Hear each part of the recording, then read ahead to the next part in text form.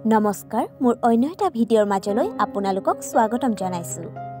25 ডিসেম্বৰত যীশু খ্ৰীষ্টৰ জন্মদিনত বৰদিন পালন কৰা হয়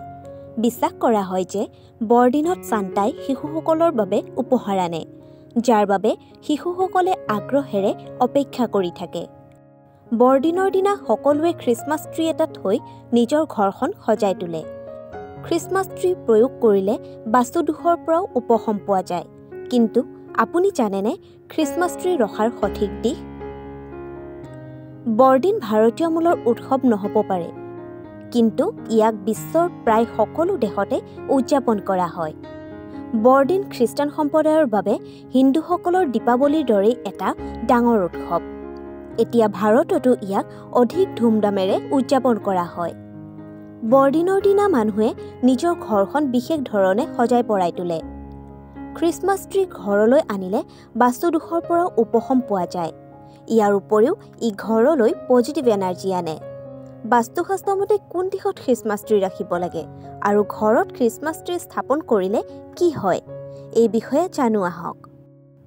বাস্তুশাস্ত্ৰ মতে বৰদিন ভাৰতীয় মূলৰ উৎসৱ নহব পাৰে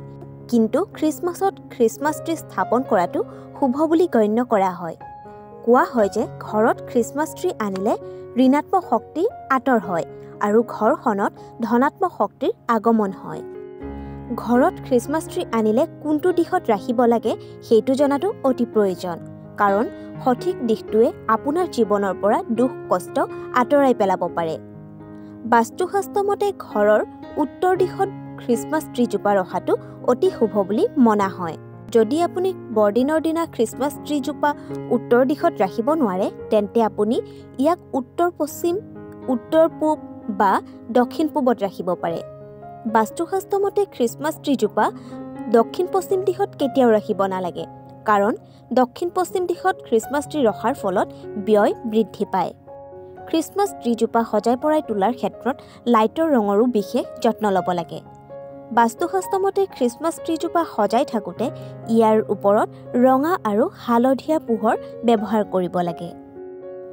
আশা কৰোঁ ভিডিঅ'টো চাই ভাল পালে যদি ভিডিঅ'টো চাই ভাল পালে তেন্তে লাইক কমেণ্ট শ্বেয়াৰ আৰু চেনেলটো ছাবস্ক্ৰাইব কৰিবলৈ কিন্তু নাপাহৰিব